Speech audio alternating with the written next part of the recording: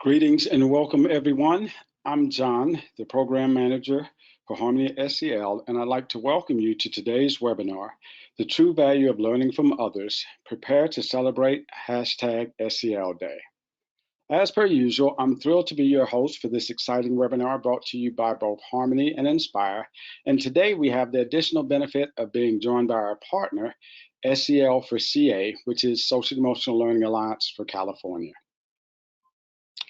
We host these webinars where thought leaders and educators share best practices, best teaching practices, and tools to support social emotional learning. These presentations are the opinions and content of our guest speakers and may not necessarily be a direct representation of Harmony or Inspire. For best viewing of this webinar, it is recommended that you shut down your other browsers. Throughout today's discussion, we hope to make this a conversation among our panelists and all of you.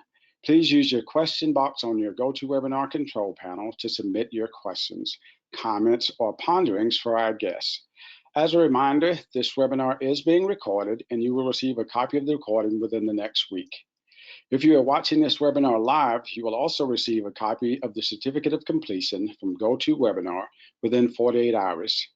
You can also download a copy of the slide deck today under the Handout tab on your GoToWebinar panel. Now I would like to share the objectives of our webinar with you.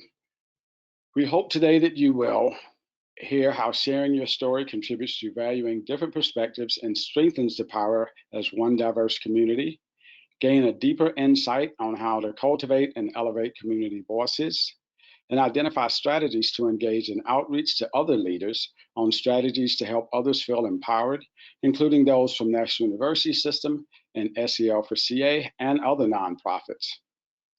Now let's take a poll and see who's joining us today. You can click on your screen or answer in the question box.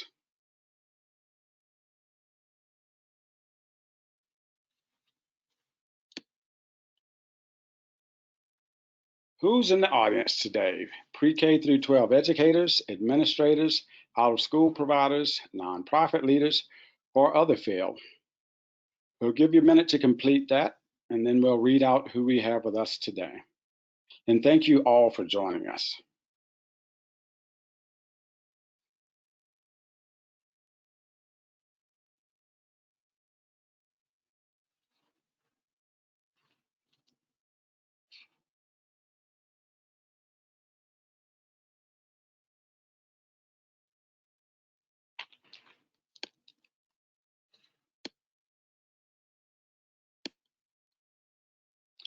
I see a lot of pre-K-12 teachers, 38%. We have 13% administrators as we're going on, 14% out-of-school providers, 9% nonprofit leaders, 25% experts in a different field. Okay, our final tally, 39% pre-K through 12, 14% school administrators, 13% out-of-school youth providers, 9% nonprofit leaders, and 25% experts in a different field. Thank you everyone for participating in our poll. And again, as well, thank you for joining us. Now I'm thrilled to introduce our presenter, Kim Mitchell. Kim leads the innovative efforts within the National University System for military veterans and military family educational degree and outreach programs. A 17-year Navy veteran, Ms. Mitchell has worked in the nonprofit veteran space, assisting organizations focusing on veteran reintegration into the community after military service.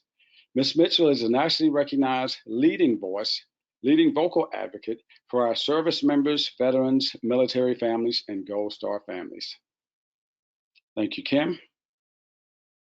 We're also thrilled to be joined by accomplished educator, leadership guru, and author, Dr. Jacqueline Sanderlin, also known as Dr. Jackie.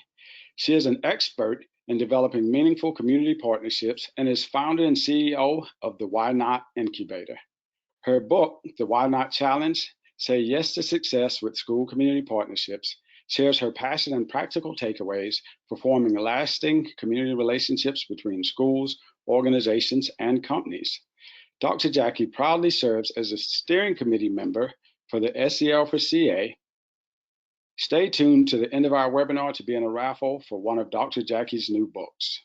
Welcome to Kim and Dr. Jackie.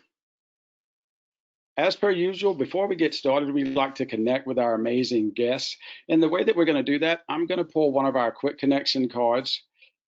This is one of the strategies we use in Harmony SEL, and it's used to help build community across the country through schools and organizations that we work with.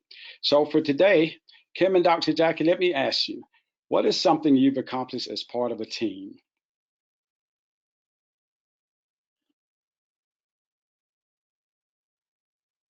Okay, well, I guess I'll begin. One of the connections that I was able to develop as part of a team, and I appreciate the question because this is a time for connection and coming together. But I was able to work with the members of the community around my school when I was a principal, and the neighbors and board members, and we created murals all over the campus. And for a school that is located in a very challenging low poverty, or I'm sorry, high poverty, and even a high violence rate in that community, we wanted to change the atmosphere, and we wanted to change the look and the feel. And so we all came together and created all these gorgeous murals on all of these walls. And the scholars got involved, the parents got involved. It could not really, I think, have been a better connection opportunity for everyone to come together and then have ownership and pride because of it. So that's something I will forever remember. I'm getting goosebumps, like thinking about it right now, seeing everybody's face just saying, I did that, I painted that. And it really did change even our academic achievement. And I totally believe that environment is connected to academic achievement. And so thank you for asking that question and helping me to remember that wonderful moment. Very powerful answer. Thank you for sharing that. And I think we can all relate to what you're saying. Kim, what about you? Well, John, I think I would go back to my Navy days, and as part of as a member of the United States Navy, and thank you for your service, John, is the teamwork that we have as sailors on board ship, and the community relations that we have. And so we were actually on deployment, and we ran across this sailboat that just happened to be in the middle of the ocean. And my captain, I was on the bridge, wanted me to reach out just to make sure that they knew that we were going to pass them, but did they need anything, like any medical supplies or any aspirin or Tylenol or something while we were going by. And I sent the message over a bridge to bridge radio, and we waited, and he came back as, hey, Navy ship, glad to see you. We don't need any medical supplies, but if you happen to have any chocolate bars, we'd be glad to take them from you. And so I kind of looked at the captain like, well, how do you respond to that? And he's like, call Suppo. He goes, tell him I want three boxes of chocolate bars up here. And so we got the chocolate bars up there. We got the helicopter crew firing up the helo, and we had our bosun's mates get bags ready with chem lights, and we packed everything up in Ziploc bags and garbage bags, launched the helo, slowed down, dropped the bag over the board, and the helo shone the spotlight until the sailboat picked up the chocolate bars. And again, it is all about connection with the community and those around us, and making them feel appreciated and smile every day. Oh, pretty powerful story. Reminded me of some of my time in the Navy. Thank you for your service. Thank you for sharing that, Dr. Jackie. Thank you as well, both of you, for contributing to our community with those responses. Now, without further ado, we'd love to hear more about the true value of learning from others as we prepare to celebrate tomorrow, International SEL Day. We'll start by passing the mic to Kim. Thanks, John. Well, good morning or good afternoon, everyone, and from wherever you are. I'm actually here on the East Coast in the state of Maryland, outside of Annapolis. And when I was first approached to be a guest speaker at this webinar, I had to sit back and think about, like, what could I share that would be relevant to a social emotional webinar, and some of the lessons that I would want to put forth to the audience. And I thought I was able to come up with a few things that I hope you'll be able to get from my remarks today. I am the Senior Vice President for Military and Government Affairs here at the National University System, and I'm proud to be part of this amazing organization that is doing more for those whom we serve. And I am a veteran of the United States Navy, and I am proud to be that veteran. And hopefully there, we have people out here in our audience that are either veterans themselves or family members of a veteran or an active duty service member. I know there's so many people throughout our country that have served and worn the cloth of our nation. But as you may know, we do have the inter-service rivalry from time to time. And so I want to start out with a short, true story of service members. And it goes like this. And there's 6 service members that go up to heaven. And they're bickering back and forth as to who the best service member is, as we always bicker back and forth on who the best service is. They get up to heaven, to the gates of heaven, and they're bickering back and forth. And the Air Force is saying, aim high, look at the sky. The Marine is saying, semper fi, do or die. The Army says, whatever the Army says to stay motivated. Coast Guard is trying to find the nearest drug interdiction.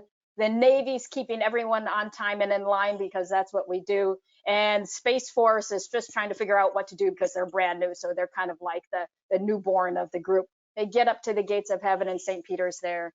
And they said, solve this, St. Peter. Who is the best service? And he looked at them. He goes, huh, this is way above my pay grade. He goes, I'll be right back. He comes back and he's carrying a note in his hand and he starts to read it. And he says, everyone of you has made a positive difference in your community. Every one of you has left the world a better place than how you found it. Come in, rest, sign God, United States Navy, retired. And hopefully some of you understood that joke and got a little giggle out of it. I always like to start with that because it helps me relax a little bit as I begin a presentation, but hopefully it gets everybody kind of in a mood of appreciation already for our service members.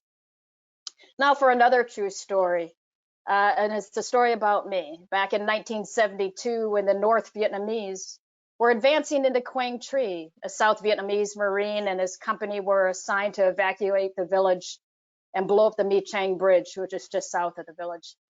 And right before they blew up the bridge, one last survivor stumbled across the bridge carrying a bundle. And when they went to investigate, that bundle was a baby wrapped up in a towel and placed in a hat. And when they said, is this your baby? He said, no, that baby's not mine. He said, I found her lying alongside the road, clinging to the body of her dead mother. He said, but I can't go any further. So I'm going to give this baby to you. And you need to take her to Da Nang. There's an orphanage in Da Nang and save this baby's life. So this South Vietnamese Marine took this baby down to the Sacred Heart Orphanage and presented her to the nuns. And the nuns said, what's her name? And he said, her name is going to be Tran T Nakbik, meaning precious pearl. A few months after that,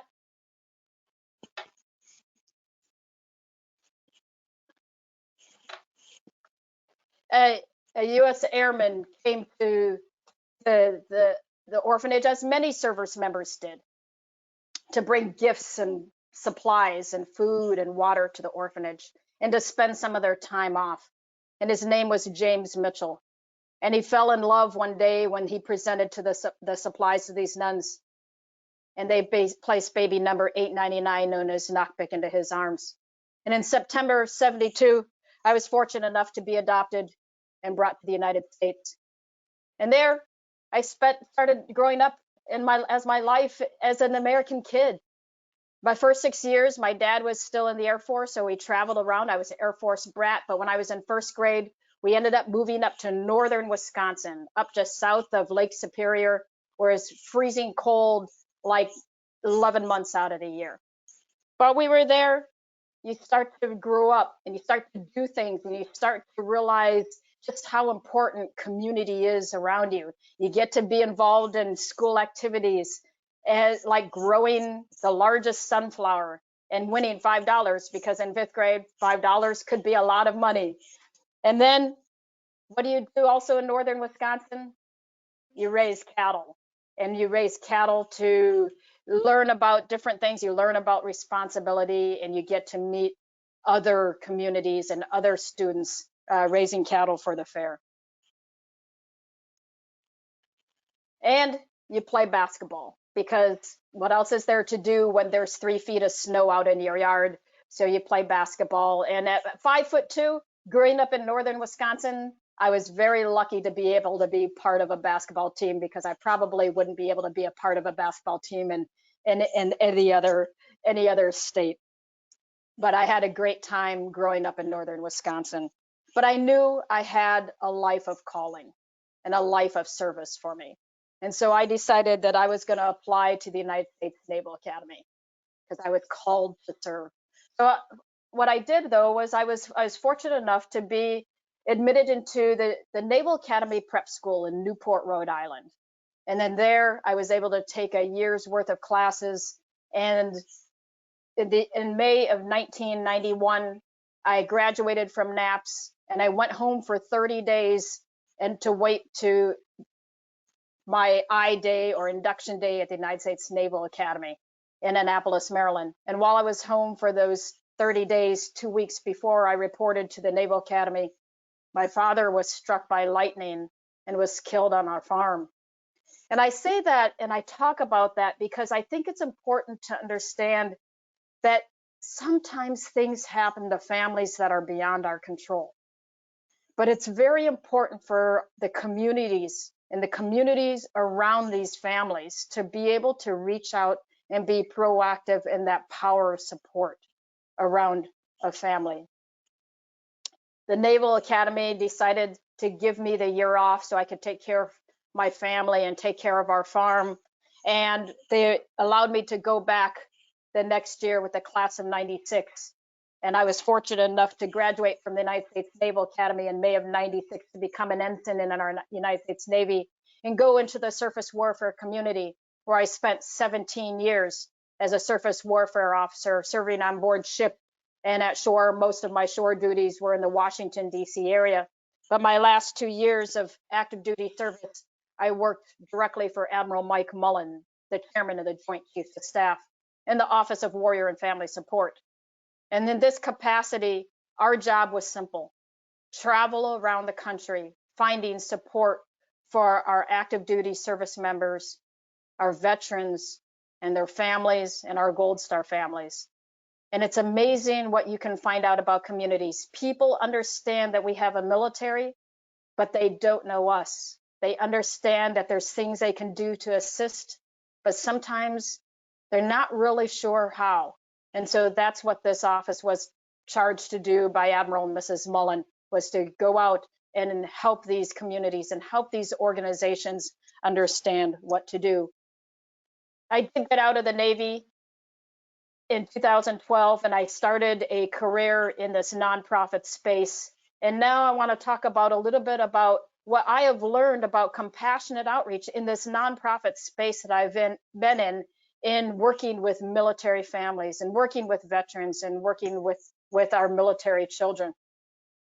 This gentleman here, his name was John Woodson. He was a World War II vet, and he fought in the Battle of the Bulge. And I had the honor and privilege of meeting him back in about 2012, 2013 timeframe up in Pittsfield, Massachusetts. And his wife had died, and his family was unable to take care of him. So he actually ended up in a homeless veteran service provider apartment living facility. And we went to go meet him. And he started talking to me about how, you know, the community of just being around other veterans just gave him the energy of life, where he just continued to want to be a part of that community. And when I talked to some of the other veterans around as part of that area, they said that they would argue on who would bring him food and be able to come help him with his garden, because they all wanted to hear John's stories. In 2017, I had the honor and privilege to go be Veterans Village of San Diego's new president and CEO.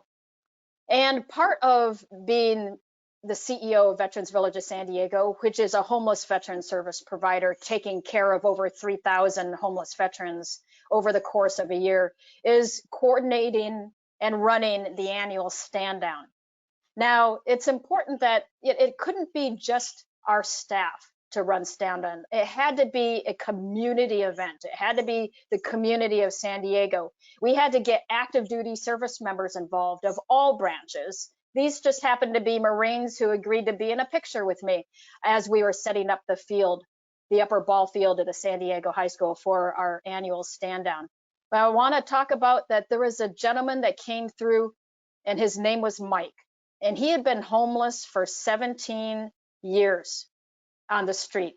He was an older gentleman. He was absolutely convinced that he had everything he needed to be fine on the street, except for every now and then come in, get a new bag of clothes, get a haircut, get some chow, get a shower. Every one of those years, my staff would try to talk to him and try to convince him to come to VVSD, to get treatment, to get therapy, to get mental health services, to get job training, to get help placed into a job, and to get placed into housing. And every single year he said no. The 17th year of him being homeless was my first year at VVSD and my first stand down. And it was that year that my staff finally was able to convince Mike to come in off the streets and go through our residential treatment program. And every day I would go by and see him, and he'd come up to me and he'd salute me and stand at attention in the chow hall. And he'd say, "I'm still here." And I said, "I'm glad you're still here, Mike." He said, "Well, I thought about leaving." He said, but knowing you, you'd come out and find me and drag me back kicking and screaming. I said, "Well, I'm glad you didn't make me do that because I've got a lot to do." I said, "But I'll see you tomorrow." He said, "Okay, if I'm here." Well, guess what? He was there, and he was there until the end, until he graduated from that program. And I was at his graduation from the program, and he said, "You know, Kim," he said, "I honestly didn't think I'd make it." He said, "But you and your team showed me that compassionate outreach and understanding caused me to change my way of thinking, to know that I can and have the power to change the course of my life, but I just need a little help." And that's the way we all are. Sometimes we just need a little compassionate outreach for those around us and a little help. Those that need compassionate outreach are also my personal heroes, are Vietnam veterans. There are a lot of Vietnam veterans around, and many of you know who our Vietnam veterans are. Maybe they're neighbors of yours, maybe they're friends of yours, or maybe they're your own family members. Many of them still don't want to talk about the war or anything about that. So there's a lot of them that I have met have still they have still not been able to start healing in a way that needs to happen. And so compassionate outreach to our Vietnam veterans, letting them know that their service is appreciated and their service is part of the reason why I'm able to do what I do every day. Military children and social emotional learning, the power of community. And this is one of the things that when I first learned about social emotional learning, I immediately thought of our military children, and our Gold Star kids. They go through some of the most unbelievable challenges that any family can go through. And it's important for us that they understand that teachers, administrators, other children understand that maybe they have stresses at home that they don't want to talk about. Maybe they don't understand why their mom or dad came home and they look the same, but they act different. Or maybe they don't understand why their mom or dad didn't come home at all. And so having those people that understand and having those people that understand the power of a community is so vitally important. I love our Gold Star kids. I love the fact that they have a lot of energy and they want to succeed. And I think it's up to us as a community to be there for them.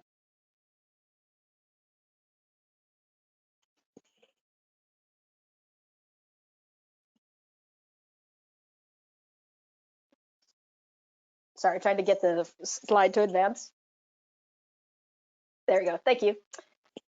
This is our Gold Star Family Memorial Monument.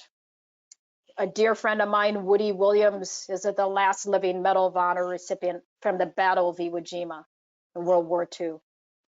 And it is his vision that we have these Gold Star Family Memorial Monuments all over the country so that our Gold Star families can come together with their community to a place in their community where they can remember the sacrifice and service of their loved ones.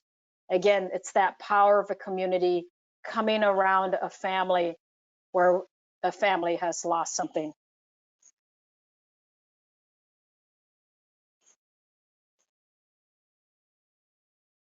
Some key takeaways that I have for you today is sharing your story can inspire, relate, motivate, and connect. I will tell you that I didn't talk about my story growing up. I didn't think it was interesting. And honestly, I didn't think anyone cared. But over the last 12 years, I've realized that some of the things that I've experienced and some of the things that I have been a part of can relate to other people, can relate to audiences, and maybe can help some people, especially realize that their service is appreciative. Compassionate outreach. I told every one of my staff members at VVSD when they came on board and I met with them as a new staff member that compassionate outreach is the way we do business for our homeless veterans, because the need to be empathetic and the need to be able to understand is so vitally important. The power of a community. Communities, there is nothing that we can't do when we come together as a community, for it is together that we are stronger. And the impact of social emotional learning in our schools, relating and understanding to our military children. They learn and they have the ability to achieve their potential for greatness. There's a quote that I want to end with, and it's a quote by Leo Rawson that I think is so important. I cannot believe that the purpose of life is to be happy. I think that the purpose of life is to be useful, to be responsible, to be honorable, to be compassionate. It is above all to matter, to count, to stand for something, to have made a difference, that you have lived at all. I think when I think of social emotional learning, that fits right into that definition. And as my friend Woody Williams says, the cause is greater than ourselves. There is no greater honor than to wear the cloth of our nation. There is no greater need than those military families, veterans, and service members to be able to connect with their communities in a social emotional way. And there's no greater obligation that we have as administrators, as teachers, as nonprofit administrators and leaders and community organizers to ensure that our people understand and can relate. Thank you for the time today, and thank you for inviting me to share today. And I'm going to turn it back over to John. Wow, thank you, Kim. That was very powerful, very inspirational. And I think it will also inspire more of us to share our stories and to see the value in what we've experienced and what our story is and how that can impact others around us. Now it's time to hear from our audience. What is one way you can share your story or your student stories? Please share your answers in the question box while I continue to chat with Kim. So, Kim, what do you recommend others do to highlight stories in their communities and they feel like others may not be interested in listening?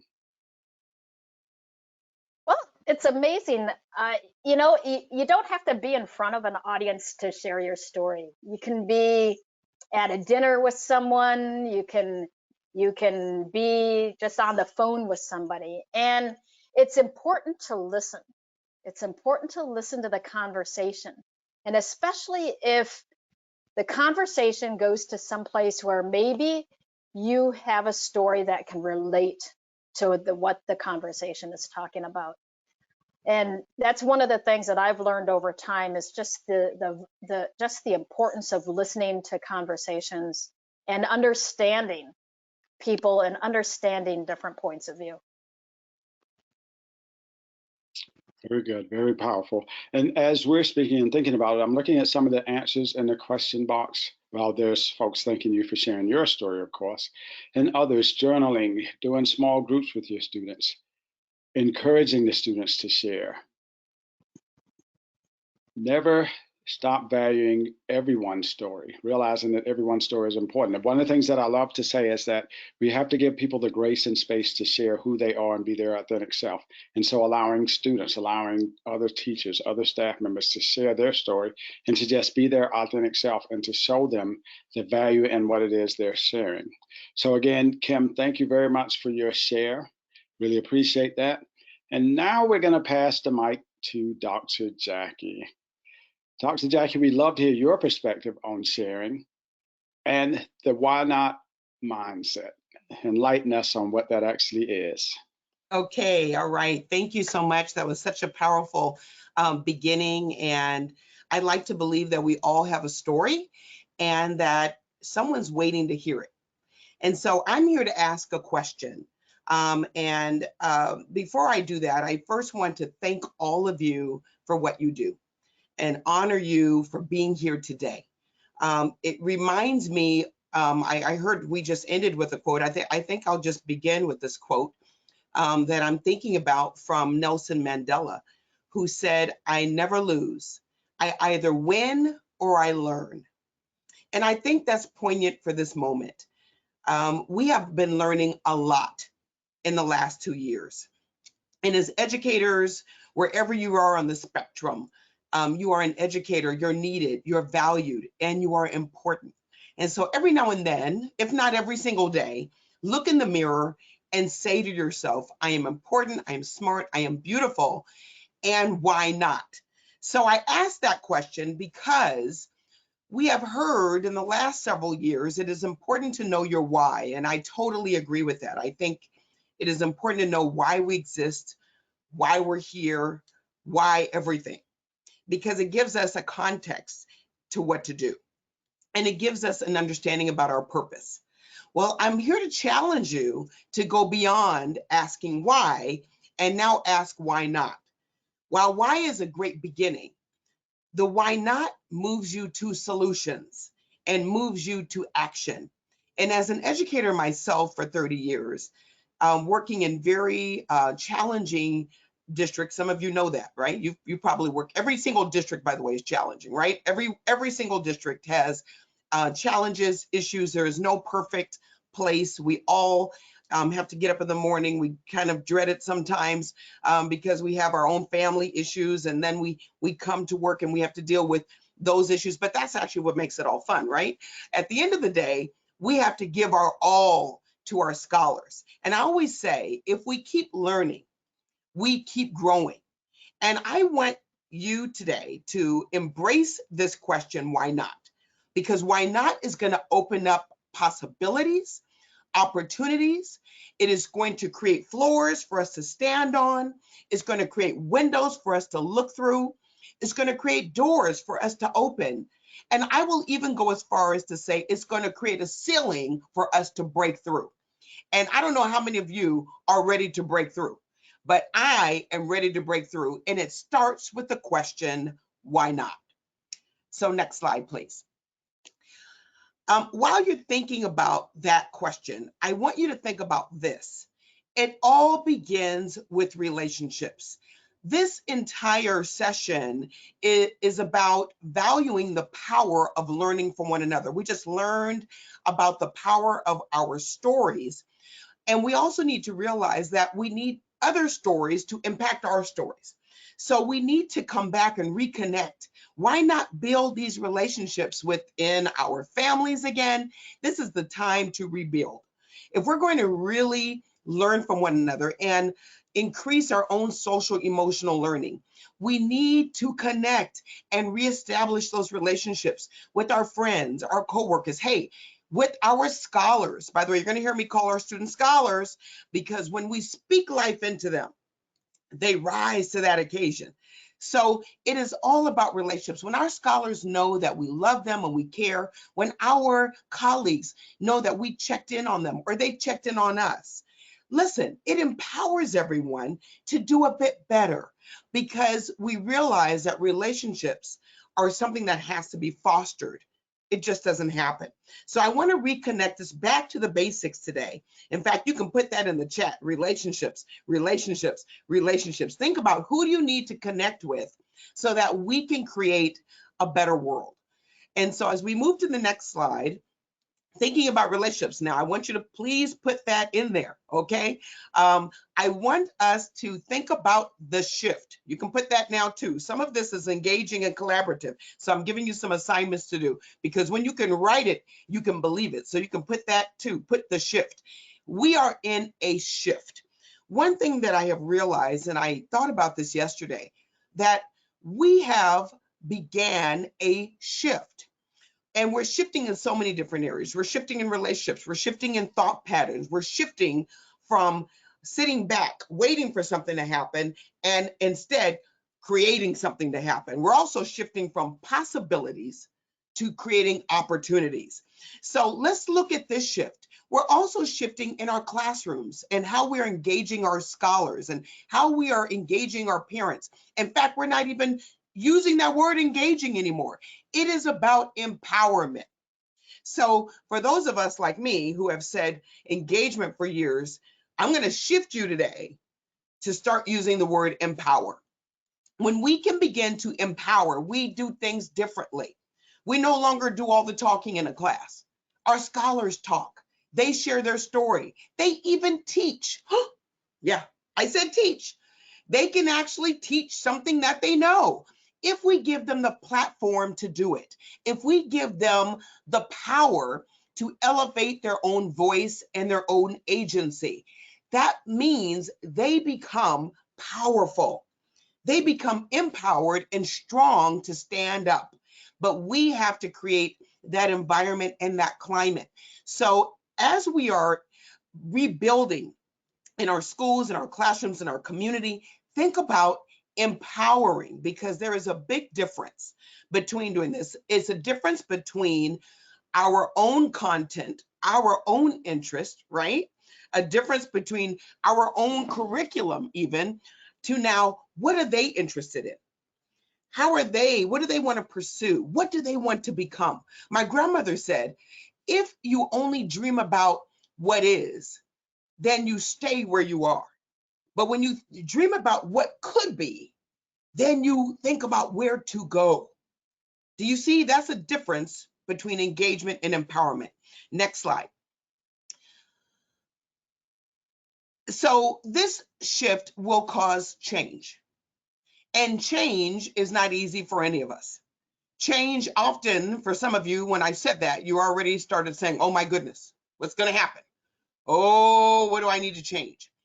Well, change will happen with or without your permission. I always like to remind people of that. You started changing when you were born. And some of us know that you're different in your 30s than you were in your 20s. You're different in your 50s than you are in your teens. You are different. Every single morning, every single second, we're changing whether you want to change or not. But what I'd like to show is that while we are making this shift in our educational sphere, because not only are we changing, our scholars have changed. We're not teaching who we were years ago. We're teaching a different hardwired brain scholars who are thinking about creating, innovating. They're building their own programs. They are starting their own businesses at 12 and 13 years old, right on Instagram or right on social media. They have a mind to be empowered themselves with or without us. So I'd rather us be included in that. And while we do that, I want you to understand, as we're working with our colleagues and changing things in our classrooms and in our schools, that there is a process to change. Some of us are still at the old status quo. Hopefully we're not. Hopefully we are at least moving through the areas of, look at that, resistance, chaos. Some of you know some people who are still at chaos. Well, to get to the new status quo, that is a process.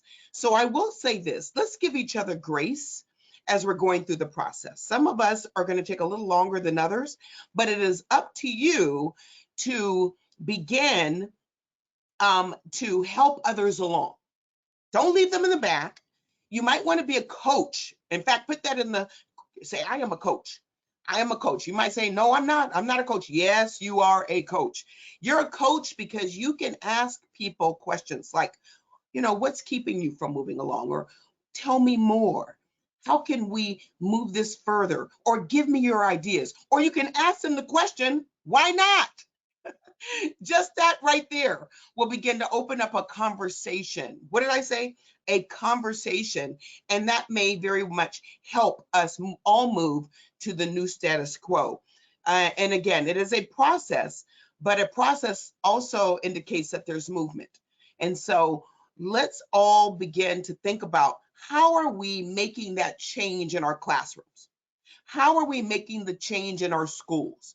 How are we making the change as a counselor, as a principal, as a teacher? See, these are questions you have to ask yourself, or you may not even get there yourself. That's powerful, right? So these are questions that help us stand in our own truth. Next slide, please. I'm trying to stay on time because each one of these I can go very deep on, but I hope you're getting and feeling the essence of each one of these. So this is a question that I am asking every single teacher to ask themselves. Why not elevate your scholars' voices, right? You have so many of them who are sitting there watching, listening, waiting, probably bursting to say something. Well, they still need help and they still need guidance, but they also need permission. I'm reading a new book right now called The Permission to Feel. It is just absolutely awesome to be able to have the permission to share your thoughts, your feelings, your emotions, or even your opinions.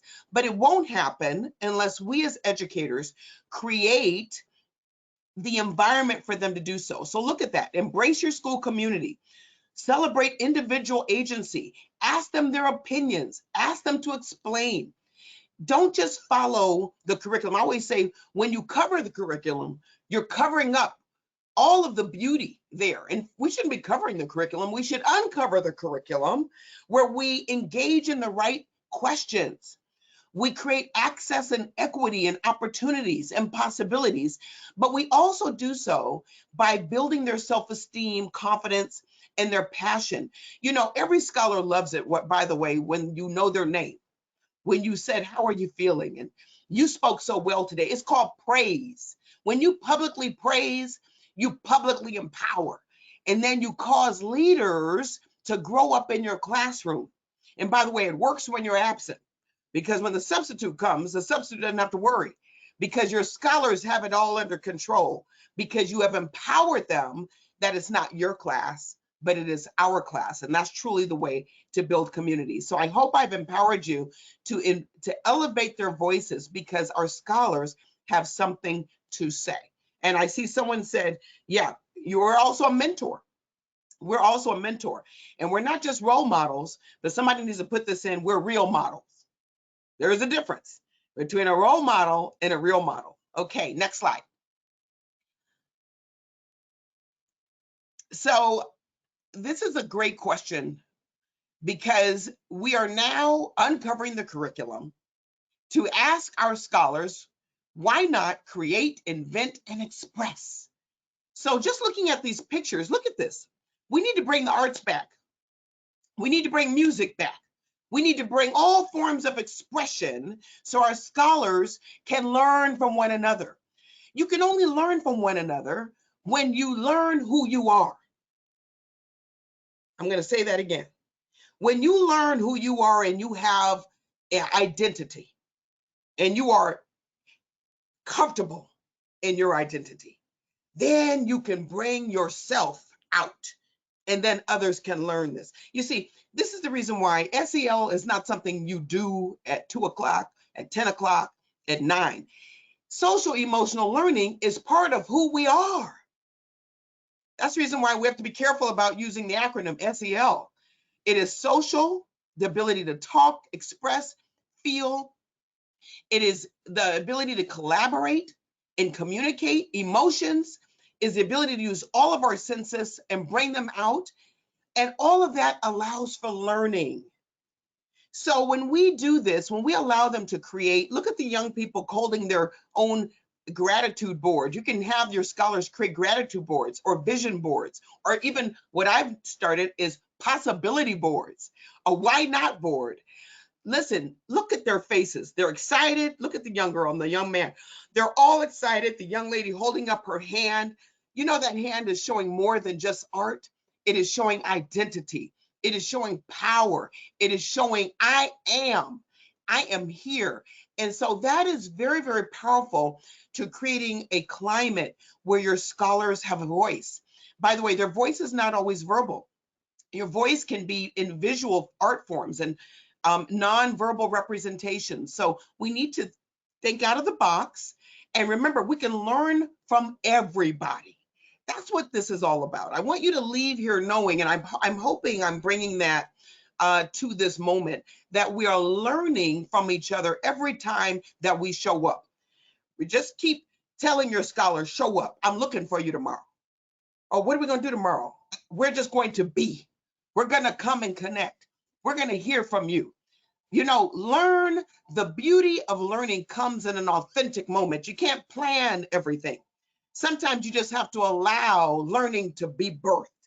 And beauty comes out of the simplicity of saying, tell me what is on your mind. And we're going to allow that to start the conversation. And let me tell you, you're going to have more empowerment than you have looked for. Your scholars are going to show up every day. And when they go home, they're going to talk about you. They're going to say, she's allowing us to talk, or he's allowing us to engage. They are allowing us to be ourselves. And that's what the shift is all about. Okay, next slide.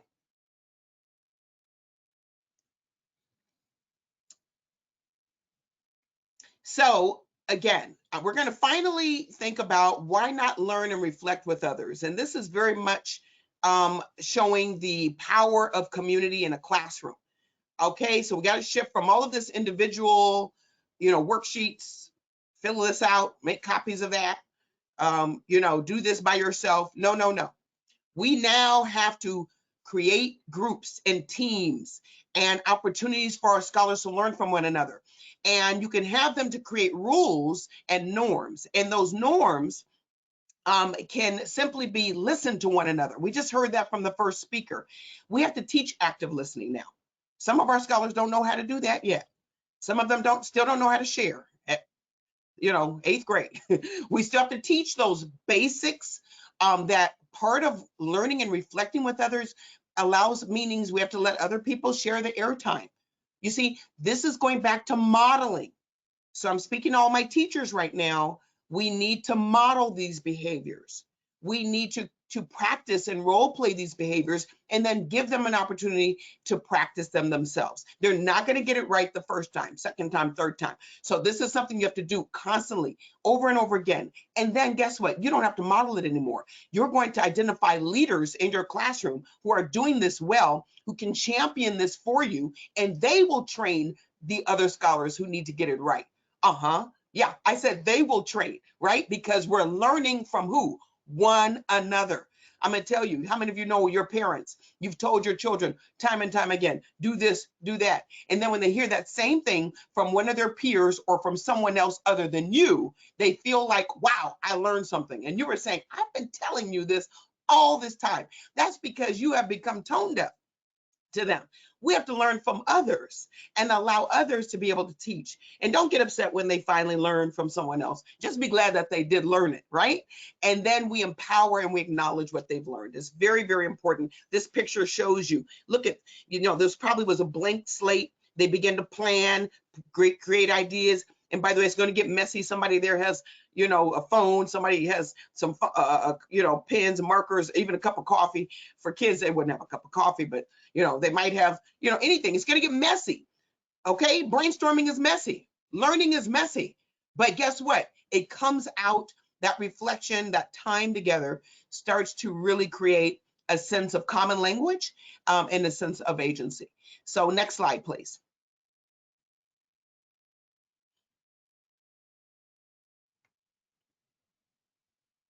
So I just want to remind, oh yeah, this is just some pictures of community partnerships. I believe in community.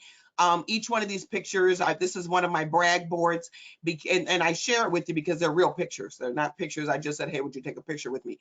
These were pictures of individuals. You see Oprah there. I'm excited to say I did a wonderful opportunity workshop with her. I've also had different teams come and read to scholars. We were able to get some funding from the Rams, and you see we took some students to Beverly Hills, and we were able to just make a lot of wishes come true. When we asked the question, why not? I'm gonna tell you, I've asked this question for now 25 years, 30 years. I haven't got a no yet. I haven't got a no. What does that say? That means that there are others like me who say, if you're bold enough to ask, I'm bold enough to answer. And listen, I'm going to keep this movement going. And if you're there with me, you can put that in the chat. I'm with you. I'm going to ask, or just say, why not? Or I'm in the movement, or I'm there. Listen, because I need you to feel like I am, and many of you are already, but you haven't went to the next step of asking why not. So learn from your community partners. I didn't do this by myself. You can see the picture with putting together the playground that was with American Airlines. Listen, we can't do this work alone. We need our community partners to work with us. They have expertise. They also have passion, and they also have people, and they also have purpose. And at the end of the day, together, we all have power. So let's begin to learn from everyone whom we can. Okay, SEL Day is coming. Next slide, please. SEL Day is coming on March 11th. Oh my gosh, that's a big day here for all of us in the world. I want us in California in particular, or wherever you are, let's acknowledge SEL Day. And please connect, support, promote, and advocate, but join us. I happen to be on the steering committee for SEL for California. We are doing some powerful, unique, and innovative things this year where we realize the shift has occurred. And during SEL Day, we need to hear from you. And we would like for each one of you to sign up. You can see that we have the QR code. We're going to do a March book giveaway. You do not want to miss that. You want to be part of everything we do. If you do not connect, you're going to miss out on some opportunities for you to be connected. This is not the old SEL. We have shifted into a new place. So we want you to come along with us. And so if you look at the next slide, again, we are looking for you, but there's some easy ways to celebrate. We're teaching how you can find common ground and pursue common good. That is our theme on that day. Finding common ground and pursuing common good. There is no better theme than that, I think. That speaks it all. But you're going to learn so many new things that you can do to implement in your classrooms and in your school. As you can see, you can post to social media, blog posts, make a video, engage parents, class projects, school displays. I mean, the list goes on and on. I told you we have shifted. We have shifted, and I'm excited about it. I hope you're excited about it. I am looking for you to get there. Reach out to me. Say, hey, Dr. J, how you doing? I want you to contact me. In fact, let's go to the next slide. I'll share with you my contact information after this. Oh, here's my book. I'm an author with Scholastic. You can certainly get my book that includes 10 strategies that for developing community partners. I'm sharing all my secrets in this book. So listen, if you want any of my secrets, get to my book. It's a very simple read. It's more of a how-to guide than it is a book, but it is something that I hope will capture you and also pour into you. And I see John there. Hi, John. I'm going to pour it back to you. I get excited about eating my own cooking. You can tell. We're all excited about eating your cooking. For to be I didn't say I could cook now. I didn't say that. Definitely want to thank you for your insights, Jackie, and for all these brilliant ideas. And so I must say, I'm definitely team why not now. I always was the Friedrich Nietzsche understanding the why, but now I'm leaning into team why not. Now, I want to take a moment to pass the mic back to our audience. So audience members, it's your turn. What can you do to celebrate or recognize SEL Day tomorrow? We heard a lot of that, a lot of great suggestions from Dr. Jackie. We heard a lot of great suggestions from Kim earlier. And something that we know is that SEL Day is every day for those of us who work with children. SEL is a day-to-day 24/7 event for us. So let me hear your ideas in the chat or in the question box, excuse me. So Dr. Jackie, as they're putting those questions in, those comments in, those ideas in, do you want to talk a little more about your book? Well, yes, just really quickly, it is, again, like I said, it beholds 10 strategies that I feel will help any educator to be able to reach out to partners. One of the things is that, I meet a lot of individuals that say, how do you do it? What do you say? I share talking points. I share strategies. I even share stories, real stories that I've been involved in that's really helped me that you can take and replicate. Not replicate in a year, replicate the same day. And those are simple strategies. I'm a simple girl. So you can certainly go to scholastic.com/why not, /why not, and or you can get my book on Amazon. I believe there's only a few left there, so you got to move fast. But they will, what I'm really happy and proud about is that it will really help you to really implement and sustain partners. For those of you educators, I believe in sustainability. And this is something that I hope you will take and hold on to, and I can leave you and you'll be able to move forward and you'll be able to share with us your great stories. Fantastic. Thank you for sharing that. And I see a lot of great things in the chat. Other folks who are also team Why Not? You know, people thanking you for the webinar, thanking both of you. Helping teach staff is another thing. Connect with our staff, connect with your coworkers. Plan on letting them know what's going on. So really quickly, I want to do a quick connection to what we talked about today and to our Unit 4 in our newly refreshed Harmony 3rd edition. Unit 4 will be released shortly in a couple weeks, but I want to just briefly show you what the students and what the teachers and what we're all going to get from that. So connections to learning from others, our unit. In this particular unit, our students learn the value of learning from each other like we learn today. They learn constructive ways to approach and resolve conflict because there's always going to be conflict that we have to deal with. So we want to teach kids how to resolve it in a positive manner. And they learn to make amends for mistakes that they've made and to facilitate healthy relationships.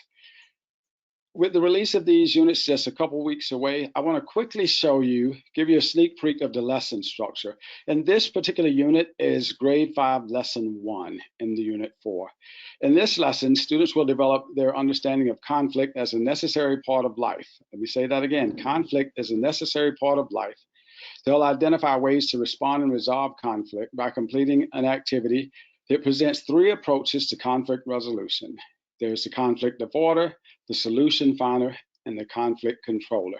And I invite you to go to our portal and you can see these lessons as they roll out, and you can learn and do a deeper dive with your students and with your staff.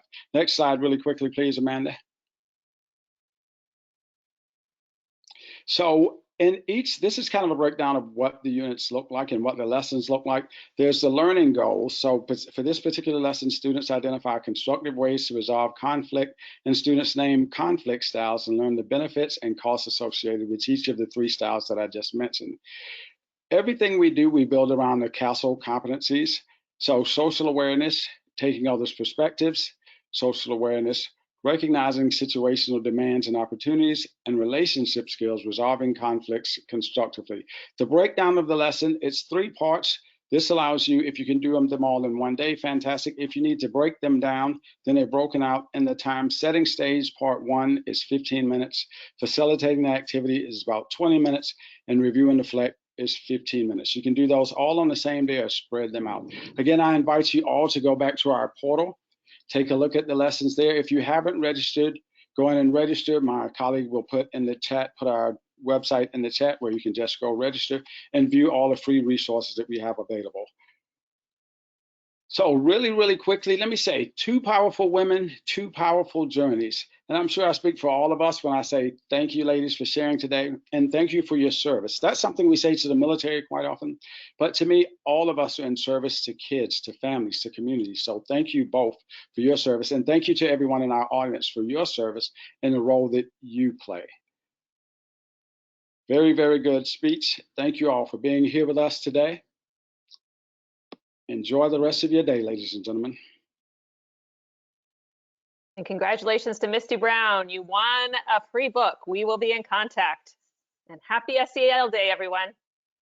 All right. Congratulations. Enjoy SEL Day tomorrow and every day.